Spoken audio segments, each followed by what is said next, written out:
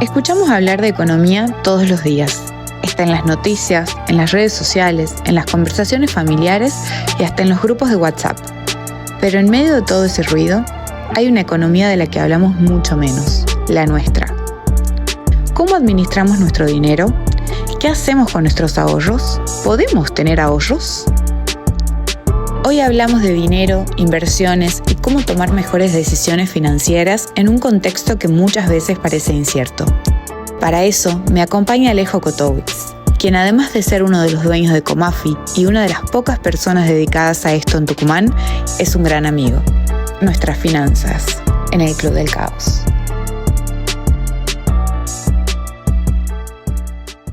Bienvenidos un miércoles más al Club del Caos. Hoy estoy con Alejo Kotowicz, que es mi amigo y es uno de los dueños de Gemafi Inversiones.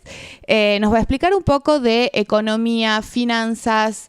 Yo no tengo idea de nada, así que bienvenido, amigo. Hola Violeta, ¿cómo estás? ¿Todo bien, amiga? Todo bien. Contame un poco qué es Gemafi, a qué se dedican. Bueno, Gemafi es una firma de asesoramiento financiero. Para que nos ubiquemos poco de lo que estamos hablando, a la hora de invertir hay muchos instrumentos como bonos, acciones, fondo común de inversión, etc. Para una persona para invertir ahí lo tiene que hacer a través de una sociedad de bolsa. No sé si conoces alguno, un broker como Cocos Capital. Ah, Cocos sí. Me suena, nunca hice nada con eso. Bueno, nosotros trabajamos con Inview, que es una sociedad de bolsa del Grupo Financiero Galicia, y también con Cocos, entre otras. Bueno, uno para adquirir estos instrumentos lo hace mediante una sociedad de bolsa. Pero uno puede ir y ejecutar las operaciones solamente, pero nunca te dicen en qué invertir. Y ahí es cuando aparece Gemafi. Gemafi es un agente productor en el que te recomienda en qué instrumento invertir en función de tu horizonte de inversión, objetivo financiero, algunas cosas que después vamos a estar detallando más. Sí. Y bueno, todo este ecosistema está regulado por la Comisión Nacional de Valores, que es algo muy importante. La comisión pertenece al Ministerio de Economía y esa es la entidad que regula y asigna a todos los agentes. ¿Esta explicación te sonó muy confusa? ¿Entendiste o...? Sí, algo entendí. Ya vamos a entrar más en detalle en eso, porque sí me interesa que hablemos con cuánto se puede invertir, quién puede invertir. Pero estuvimos hablando antes de la entrevista que este campo es algo nuevo en Tucumán. Son una de las pocas oficinas que hay, ¿no es así? Sí, ahora de agente productor hay pocas. En Buenos Aires es mucho más común. ¿Cómo fue para ustedes como traer este proyecto a Tucumán? Sí, ahora... se está nombrando mucho todo lo que está en auge de la educación financiera. Acá en Tucumán no había muchas empresas que se dediquen, como decíamos, y bueno, eso también lo vemos como una oportunidad y también nos parece muy valioso empezar a hablar de esto. También para distinguir el lugar donde se invierte son en la sociedad de bolsa. Por ahí hay muchos lugares que son estafas, otros lugares donde se hablan de acciones cuando en realidad no es así. Y bueno, también... considero que es muy importante empezar a hablar más de finanzas. Yo creo que es algo que nos involucra a todos, no solo de la parte de la inversión, también en todo lo que son los flujos de las personas. Todos tenemos gastos, tenemos ingresos, tenemos que tomar decisiones de inversión y algo que me parece muy importante es que ahora también con las redes sociales o en Twitter siempre hay mucho FOMO o recomendaciones de invertir en Bitcoin y ahora tendrías tal cantidad, o invertir en las acciones y va a ocurrir esto. Algo que me parece muy importante traer es que no hay una inversión que sea la mejor universalmente, sino que hay inversiones correctas para cada persona. A la hora de invertir hay una variedad de instrumentos muy variado y no es que uno es mejor que el otro, sino que uno es más adecuado al otro dependiendo de un contexto. Bueno, en Gemafi nosotros a los clientes tenemos como una entrevista en la que charlamos sobre cuáles son sus aspiraciones, su objetivo financiero, entendemos ahí el contexto y de ahí les brindamos las herramientas y vemos también cómo vamos a medir. Es muy importante saber en qué voy a esperar de una inversión también. ¿Pero les costó que el tucumano confíe? ¿O que se adapte a este nuevo tipo de inversión que quizás no era tan común hace un par de años? Siempre estaba este concepto de la única manera de invertir, o la más común, era en propiedades, en bienes raíces. Ahora cambió todo eso, y vos que te dedicás a esto, ¿cómo ves el cambio en la gente? Sobre todo en Tucumán, que es una provincia que llega un poquito tarde a algunas cosas. Como vos me decís, en Buenos Aires hay un montón, acá no. Entonces, ¿cómo se genera la confianza con el cliente para que, bueno, pueda invertir en lo que vos estás contando? O con ustedes. Bueno, buena pregunta.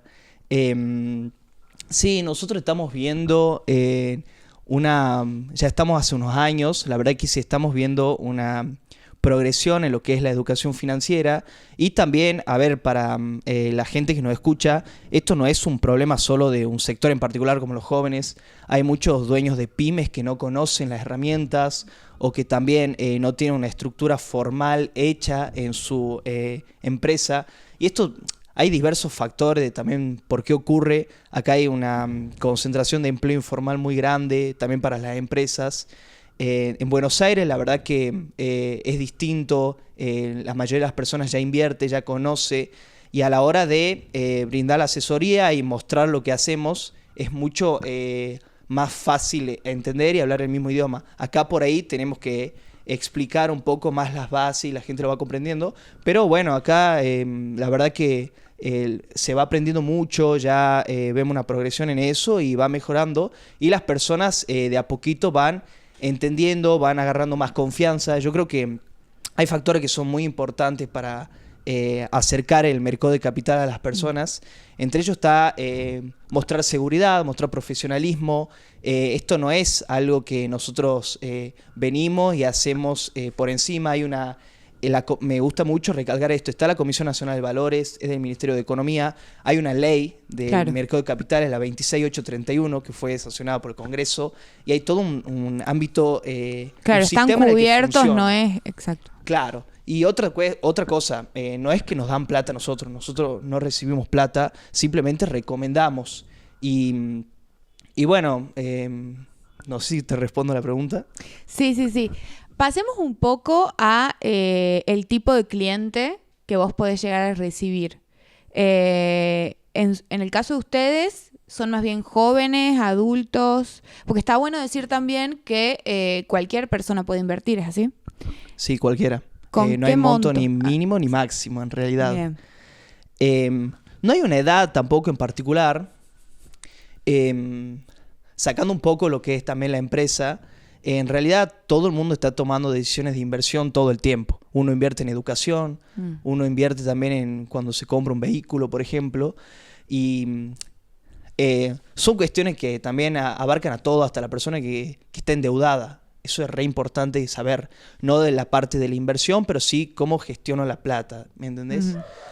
Por ahí uno cuando quiere invertir, sí es necesario que vaya a adquirir. Hay muchas cosas previas, por ahí uno se va por ahí, habla de los instrumentos, yo te puedo hablar de las acciones, los CDR, el Fondo Común de Inversión, que la tasa de interés, pero hay algunas bases que son importantes, como primero uno cuando invierte, yo soy muy partidario de que tiene que hacerse un hábito para ahorrar. Y eso, desde ahí ya hay muy poca gente dispuesta. No sé si es solo cuestión de disponibilidad. ¿Vos crees que hoy en la situación actual es fácil para todos ahorrar? Me parece que es complicado ahí porque no todos tienen margen de ahorro. Bien, no, nunca diría que es fácil. Ahora estamos hablando también de un determinado perfil de persona que medio de nuestra edad, como que está tratando de está en relación de dependencia, trata de separar algo de plata. No, en realidad es re difícil ahorrar, más en nuestra situación, pero sí es verdad que uno tiende a gastar todo lo que le entra de plata al mes. Eso es cierto. A mí me pasó que yo tuve a lo largo de mi vida, algunas veces ganaba poco y andaba justo, y hay veces que ganaba mucho más y seguía justo. Y es porque uno también tiene que analizarse y decir, che, ¿qué gastos son indispensables y cuáles no? Estos son mis gastos fijos, cuáles son mis no negociables, y después a ir a empezar a ver, che, a ver, vos, ¿cuánto gastás en indumentaria? ¿Me entendés? Claro. O en café. y de ahí ir sacrificando, porque ahorrar es también invertir y postergar consumo y siempre va a ser difícil. A todos ahora si nos duplicamos el sueldo ya es muy fácil asignar en qué lo gastaríamos, pero bueno, siempre va a ser un sacrificio. No, y quizás se duplica el sueldo y seguimos justos. Claro, tal cual. Yo particularmente soy un desastre con mi economía. Gasto más de lo que tengo. ¿Qué consejo me darías a mí o a personas como yo primero para ordenarnos y de ahí para arrancar? Bien, para ordenar, primero distinguir cuáles son tus gastos fijos, saber estos gastos no los puedo sacrificar. Y bueno, también uno cuando piensa en invertir dice, bueno, me voy a hacer millonario, que esta acción subió tanto. En realidad es un hábito. A mí me gusta también a la hora de invertir plantear una estrategia a largo plazo que sea sostenible. Por lo tanto, no me voy a mentir a mí mismo que voy a un 20% de mi sueldo lo voy a invertir. No, es ir haciéndolo progresivo. En un principio uno va a tener que empezar a invertir, a separar una parte de sus ingresos y lo puede ir poniendo en un fondo común de inversión, por ejemplo. No sé si lo conoces. Sí, sí. Que lo puedes hacer a través de los bancos. Claro, también. Dependiendo de poner en Mercado Pago, ahora tiene una cuenta remunerada que te está pagando aproximadamente un 17% en TNA. Hay unos fondos, ponerle en Cocos, ahora está rindiendo alrededor del 20%, es una tasa un poquito más alta. Para mí lo importante es primero ir haciéndose el hábito. Mes a mes vas viendo cuánto podés ir invirtiendo y de ahí ir construyendo un capital. Y de ahí el día de mañana, cuando uno va teniendo un colchón, es muy importante esto del término del colchón, sí. Hacerse un colchón, también ir decidiendo.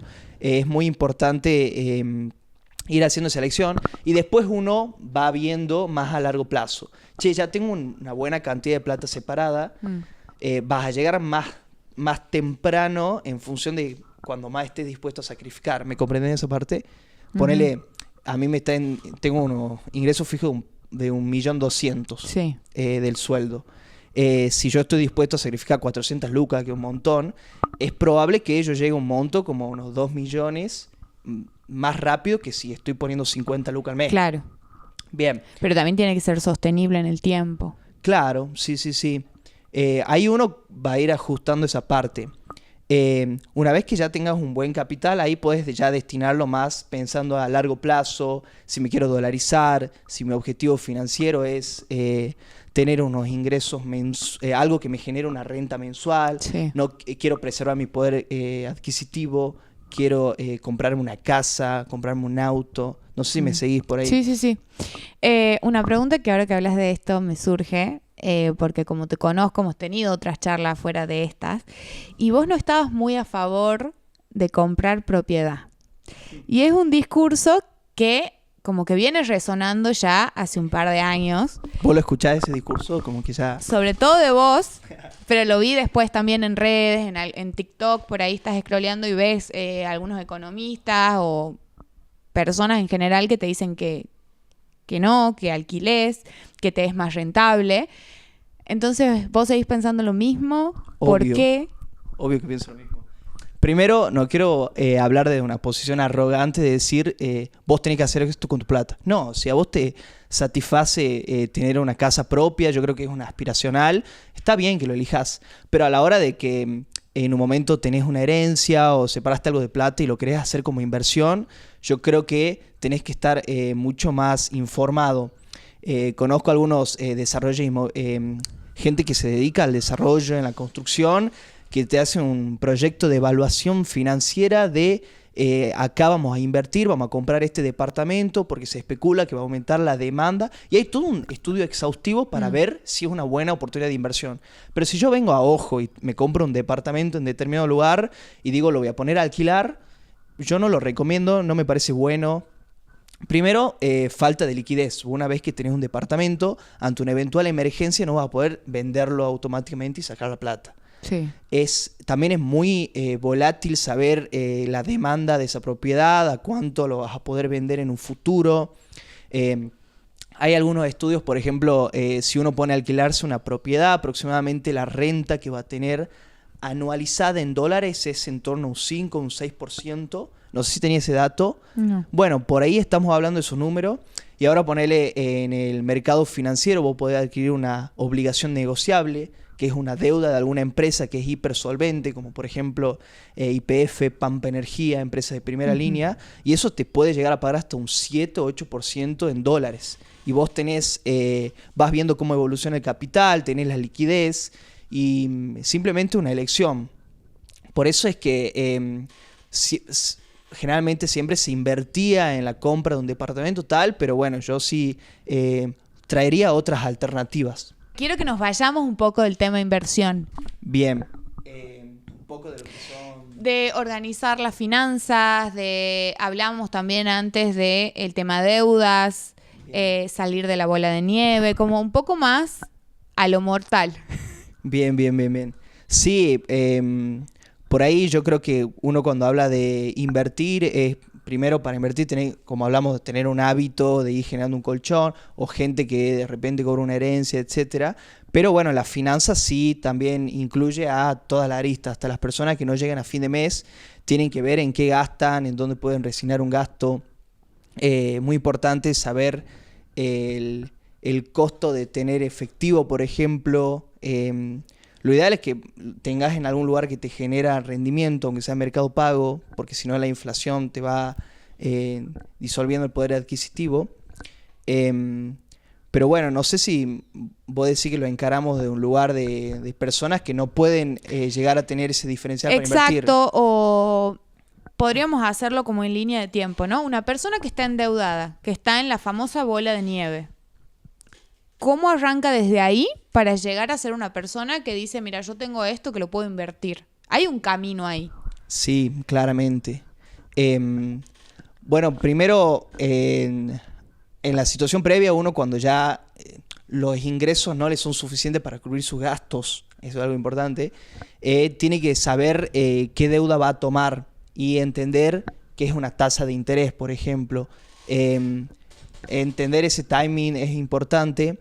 Y bueno, generalmente las personas que terminan endeudadas es uno de los mayores causas es por lo de la tarjeta de crédito, por ejemplo. Algo que siempre uno tiene que priorizar a la hora de ponerse al día es pagar la tarjeta de crédito porque tiene intereses muy altos, por ejemplo. Sí. Y bueno, a medida de que si una persona se le ha hecho una bola de nieve y está súper endeudada, primero también transmitir tranquilidad. Yo sé que eso tiene un costo psicológico muy alto. Sí. Primero, no es ilegal estar endeudado, también normalizarlo. Ahora en Argentina la mayoría de las personas toman deuda. Sí. El grado de morosidad está enorme también para las pymes, para las empresas. Eso también por una cuestión macroeconómica. Una persona no va a ir presa por deber plata necesariamente. Eso también... transmitir tranquilidad. Y bueno, también...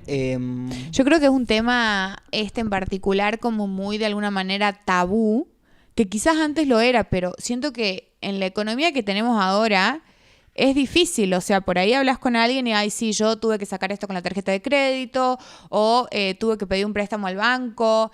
El otro día hablaba con una persona que le pidió un préstamo al banco para poder pagar la tarjeta de crédito. Es muy común, y esa persona era una persona que trabaja en blanco, que hace muchos años, que tiene un buen sueldo, que no tiene por ahí tantos gastos diarios, y aún así no llega. Entonces yo creo que hoy en día es algo mucho más normal de lo que quizás era antes o de lo que quizás se cree, y sigue siendo como un tema tabú, un tema de que no se habla, que da vergüenza. Entonces sí me parece importante como dar un mensaje a esa gente, como vos decís, o darles un consejo también, si lo podemos hacer. Sí, a ver, una persona que esté en esa situación, primero entender bien cuánto debe, a quiénes debe, es muy importante. Es distinto si yo le estoy debiendo al banco, que si le estoy debiendo a un prestamista, claro, o a una financiera, por ejemplo.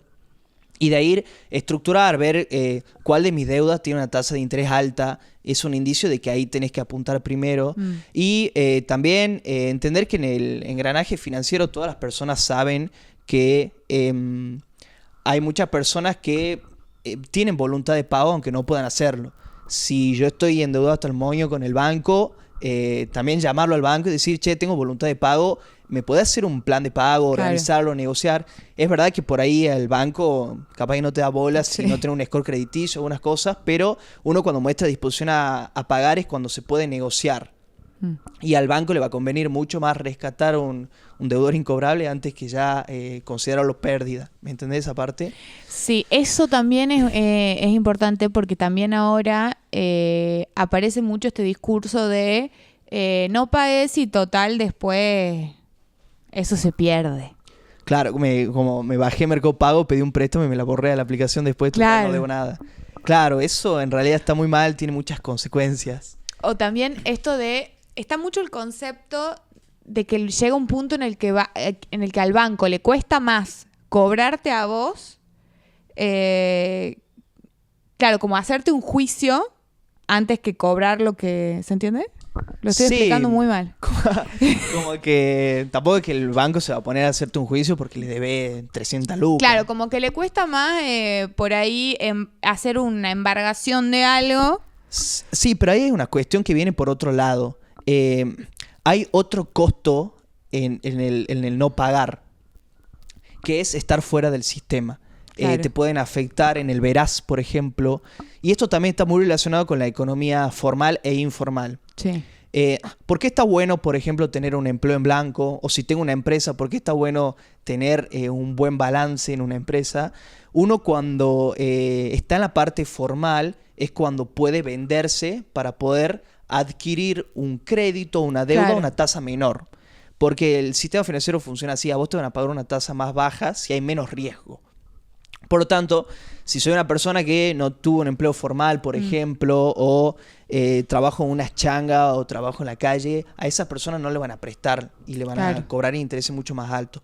Y si yo soy una persona que pedí una deuda y no la pagué, si bien no vas a tener consecuencias penales, no te van a volver a prestar. El día de mañana, cuando vos quieras alquilar un departamento... O cuando tengas una urgencia, no vas a poder. Sí. Y también, por ejemplo, tarde o temprano tal vez querés entrar a un plan para adquirir un auto o una moto y si ves que tenés afectado el veraz es muy poco probable que te presten. Y también para alquilar un departamento tenés que demostrar solvencia, algún recibo de sueldo y todas esas cosas te van a ir dejando fuera del sistema. Y bueno, por ahí está bueno tener esa carta disponible de decir, che, si necesito algún préstamo algún día, vaya a saber en qué situación, tengo esa alternativa. Sí, siempre es bueno tener un buen historial crediticio. Claro, para todo. Bueno, volviendo a esto que hablabas vos recién de que hay menos efectivo y que nombrabas recién también los trabajadores en negro. Habíamos hablado también antes, fuera del aire, ¿qué pasaba con los trapitos, con las personas de la calle que por ahí ya no se maneja efectivo, entonces ya no están recibiendo esa monedita que por ahí recibían antes? Sí, me acuerdo que lo habíamos hablado, estuvo bueno hasta donde llegamos en esa conversación. Y bueno, también para mostrar que por ahí uno cuando habla de finanzas siempre está hablando de las personas que tienen alto poder adquisitivo, cuando en realidad no, nos abarca a todos y también hay instrumentos para invertir para todos. Bueno, ese es todo un tema ahora. Yo estoy observando que esta transición a un sistema digital de pago en el que todos tenemos por ahí, yo casi no tengo efectivo, afecta mucho a todos los que están trabajando en la calle, por ejemplo, un limpiavidrio, un trapito, etcétera. Y ese tipo de personas también siempre son las más perjudicadas por cómo es el sistema económico y financiero, independientemente también de la política. Ahora hay una tasa de inflación muy alta y esto es importante porque si yo no tengo una cuenta bancaria o una billetera virtual y yo tengo todo efectivo, ahora la inflación está al torno de un 2.1 fue la del último mes y ahí estoy perdiendo poder adquisitivo porque no tengo nada que me genere intereses también. De ese lado te ataca mucho y bueno, sería interesante también empezar a ayudar desde nuestro lado a ese tipo de personas y qué decisiones tienen que ir tomando. Es pedirle muchísimo también a una persona que está en esa situación que pueda llegar a tener un QR y eso también lo está dejando fuera del sistema, pero me parece interesante ese punto de vista también. yo no soy consciente de cómo es su realidad, no podría también aconsejarle desde acá. Claro, por supuesto. Pero sí me dimensiono que una persona así estaría bueno que trate de conseguir la posibilidad de poder De empezar a tener un cobrar QR, sí. de otro lado. Bueno, en Suecia, la gente, bueno, no hay gente que pida en la calle, pero por ahí el que te vende un pancho, lo que sea, todo es con QR. Como allá no se maneja el efectivo, solamente puedes usar efectivo en un súper. Todo es con QR. Y por ahí, si bien no hay pobreza y no hay gente que pida, pero por ahí vienen algunos inmigrantes y llegas a ver a alguien que te pide, es con la fotito del QR. Ah, está bueno. Habría que por ahí también... A ver, lo ideal sería que no haya, ¿no? Por supuesto. No, obvio. Pero para esas personas también estaría bueno, nada, este tema de implementar el QR o implementar otro modo de pago para también poder recibir algo. Sí, a mí este punto me parece muy interesante, también porque hemos ido siendo testigos estos últimos años de una democratización en las finanzas muy importante. Ahora, para poder tener una cuenta bancaria, una billetera virtual, no te piden un recibo de sueldo, no te piden que tengas un determinado score crediticio. Vos con un DNI y algunos datos podés adquirirla, la verdad que es accesible. Y hay que entender los pros de utilizar estos medios también. Y uno de esos es también la inversión. Pero bueno, la idea sería ir construyendo para ese lado. Bien. Te hago otra pregunta. ¿Qué pensás de la educación financiera acá? Porque hablábamos también, vos me contabas, yo no sabía, que ahora se está por sumar una materia más en las escuelas, que es educación financiera. Sí, ahora se está empezando a implementar, yo creo que a nivel mundial también, que se empiece a hablar de finanzas desde una temprana edad. Bueno, vos me habías hablado de lo de Suecia también. Claro, mi hermano tiene 14 años, él estudia allá, y él desde que tiene 11 años, que tiene la materia que sería finanzas personales, una cosa así, donde te enseñan a gestionar tus gastos, gestionar los gastos de una casa. Por ejemplo, a vos te ingresa esto, tenés esta cantidad de hijos y cosas así, distintos como problemas que uno los tiene que ir resolviendo. Y es una materia que se da todos los años. Desde el lado de la educación financiera, sí me parece clave. Yo creo que las finanzas sí son un tabú en un pasado y ahora ya... esta parte de la educación financiera está mejorando mucho ese aspecto. También lo que hablamos de la deuda, por ejemplo, que se empiece a blanquear la situación. La mayoría de las personas pidieron un préstamo. Está bueno saber por qué es importante invertir, por qué es necesario. Yo tengo que gastar menos de lo que me entra, qué consecuencias tiene endeudarse. Y son decisiones que por ahí uno en la vida adulta, la experiencia le termina dando duro, pero está bueno que se vayan anticipando también de la parte de la educación, como hablábamos. Es que yo creo que si uno arranca a aprender, yo creo que muchas de las equivocaciones que tenemos en la vida adulta en cuanto a nuestra economía tiene que ver con el no saber. En su mayoría, obviamente no todas, a veces también es una decisión, pero tiene que ver con el desconocimiento. Porque no sé cuánto de interés hay, porque no entiendo las tasas de intereses, porque no sé. Si a vos te empiezan a enseñar eso desde temprana edad, yo creo que es más probable que vos evites tener ciertos errores en la vida adulta. Además es súper importante. Yo soy un convencido, y algo de lo que me gusta mucho, de lo que me dedico también, es un factor clave para progresar la parte financiera y económica de una persona. También uno ir progresando para ir consiguiendo mejores trabajos también, y uno también a la hora de hacer una estrategia de inversión, ver a largo plazo, concientizarnos, por ejemplo, de que muy probablemente nosotros no tengamos una jubilación. Eso es algo clave. Ahora la tasa de natalidad está disminuyendo y el sistema ahora para el pago de la jubilación lo estamos manteniendo los trabajadores formales actuales. Y en un futuro no sé si nuestra generación va a poder tener una jubilación que sea sustentada por la población. Es muy poco probable. Y uno también tiene que ir pensando yo después de los 60 años, ¿cómo me voy a poder mantener económicamente o financieramente? Lo ideal es ir generando todo un stock o un patrimonio que me pueda generar una renta mensual. Y nada, esta parte me parece importante también, que desde uno que sea chico vaya siendo consciente de la importancia. Bueno, otra pregunta que te quería hacer, hoy en día también con todo esto de las billeteras virtuales, de lo que hablábamos recién, que te aparecían por ahí en las redes sociales como anuncios de tenés que invertir acá, tenés que invertir allá.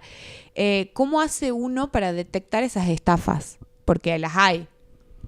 Bien, sí hay muchos indicios de cuando uno puede estar metiendo su plata en algún lugar que no corresponde. Para mí algo muy importante es entender muy bien por qué estoy ganando plata. No hay plata fácil. Uno, cuando le prometan resultados extraordinarios, desconfía. También para eso informar también es importante saber qué esperar de una inversión. Por ejemplo, si estamos hablando en pesos, saber más o menos cuál es el dato de inflación anual, cuánto te está pagando una tasa de interés. Si estamos hablando en dólares, por ejemplo, algunos indicios y puntos de referencias son el bono de los tesoros de Estados Unidos, que ese bono tiene muy poco riesgo porque hay muy poca probabilidad de impago, y eso te está rindiendo un torno de un 4,5% aproximadamente de rendimiento en dólares anual. Entonces 4,5% de rendimiento en dólares anuales, un bono de los tesoros americanos. Antes habíamos hablado de un 8% una obligación negociable, por ejemplo, que un bono de una empresa. Y si yo vengo acá y veo en redes que un pibe me dice que me va a pagar mensualmente un 30% en dólares. Que pasa un montón. Claro, es re común. Vos decís, a ver, preguntale. ¿Cómo genera ese retorno? ¿Me entendés? ¿De dónde? Porque quiero saberlo, ¿me entendés? Imposible. También creo que algo importante es lo de la liquidez. Por ahí viene alguien, te presta plata con una promesa de pago, te dice yo te voy a pagar tal interés y te voy a pagar el capital al último, y vos capaz, qué sé yo, le das $5.000, él te está pagando $500 al mes y al último te tiene que pagar el capital, no te lo paga. Claro. Uno tiene que tener muy buenas referencias de eso. Y uno también ser consciente y racional de decir ¿por qué estoy ganando plata? Por ejemplo, en el mercado financiero, uno cuando invierte en un bono, estoy yo financiando a alguien que necesita liquidez, y esa persona, esa persona o el agente que esté por del otro lado está dispuesto a pagarme un interés para que yo le dé la plata ahora. Y por ejemplo con lo que son las acciones o el CDR, uno cuando invierte y adquiere una acción, está adquiriendo un título de propiedad de una empresa que tiene flujos, y en base a las proyecciones futuras de ganancia, ahí es cuando el precio va a aumentar y ahí es cuando uno puede ganar. Y bueno, entender la lógica de la plata, más que nada. Pero bueno, por ahí en redes, cuando para mí una alarma grande era lo de los retornos, la falta de liquidez. Sobre todo, capaz que, no digo que sea más fácil, pero siento que, bueno, sí, a un joven por ahí identificar esas cosas. El problema para mí es la gente adulta. Sí, tal la cual. gente adulta que, por ejemplo, mi abuela, que por ahí me dice, ay, he visto en Facebook que si yo les mando esto, me van a dar esto. No. No, claro, nunca. Nunca. Y es muy difícil también como cuidarlos, hay que enseñar un poco eso también, porque creen que es así nomás, que es así de fácil. Claro, y también comprender que el lugar donde se invierte es en la sociedad de bolsa, como por ejemplo, y hay una entidad, como la nombré en un principio, hago mucho hincapié, la Comisión Nacional de Valores, hay una entidad que regula todo esto, uno puede entrar a la página, puede consultar. La verdad que invertir en la bolsa existe de hace muchísimos años, no es algo nuevo, ahora está digitalizado, y bueno, las estafas también son digitales, por eso se desconfía. Pero bueno, me parece muy importante empezar a tomar conciencia de esto, también que se hable. Y bueno, por encima también recalcar esto que hablamos de que no hay plata fácil, todo requiere un esfuerzo. Sí. Uno cuando hace una estrategia de inversión, lo importante es que sea sostenible. Uno cuando invierte, por ejemplo, si yo te estoy estoy invirtiendo montos de aproximadamente 500.000 pesos, 1.000.000 de pesos. Si yo invierto 1.000.000 de pesos, no puedo esperar en 3 meses tener 5 millones. Claro. Eso no es así, no es realista. uno va a ganar en función de cuánto invierte. Eso y en también cuánto es se importante. quiere arriesgar. ¿Verdad? Claro, bueno, ahí, ¿te acordás de lo que charlamos antes? Sí. Bueno, esta relación riesgo-retorno es muy Sí. importante. Ahora metiéndonos un poco también en lo que son las inversiones, hay este concepto que había nombrado de que no hay una inversión que sea mejor, sino Sí. que hay inversiones más adecuadas para cada persona. No lo habíamos nombrado, pero hay 3 aristas que son muy importantes Sí. a la hora de ver en qué invierto. Mi objetivo financiero, mi horizonte de inversión y mi perfil de inversor. Sí. El objetivo financiero es ¿para qué yo estoy invirtiendo? Si yo soy una persona que está llegando medio justito a fin de mes y quiero comprarme una casa y puedo poner 50.000 pesos al mes, no, es muy poco probable que llegue a comprarte la casa a ese ritmo, ¿me entendés? Y por eso ir dimensionando de, a ver, ponele que yo estoy llegando justito a fin de mes y quiero comprar una casa. Es importante, pero te va a requerir muchos años, ¿me entendés? Y también eso es en la parte del objetivo financiero. Si yo quiero preservar capital, tal vez puedo tener algunos instrumentos que sean más estables. El horizonte de inversión también es importante.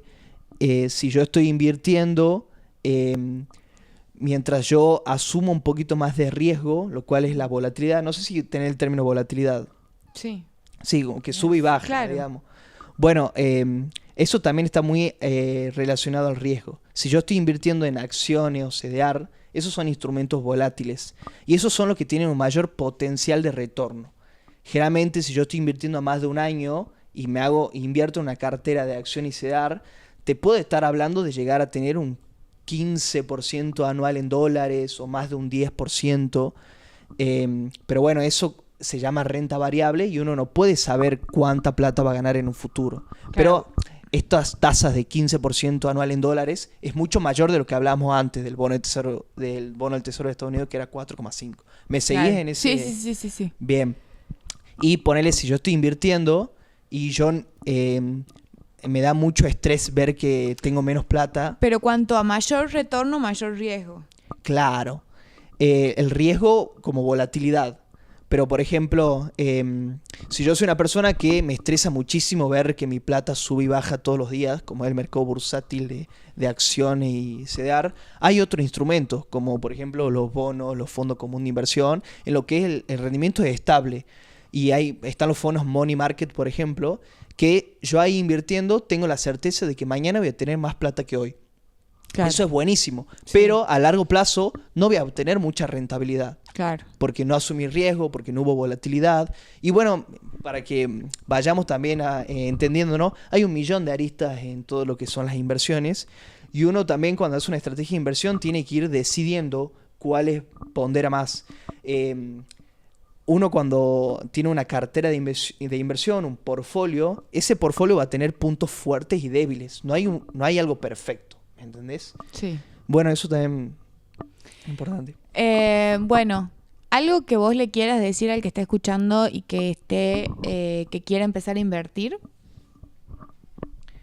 Bueno, que le hablen a Gemafi. Sí, que hablen a Gemafi. ¿Algo más?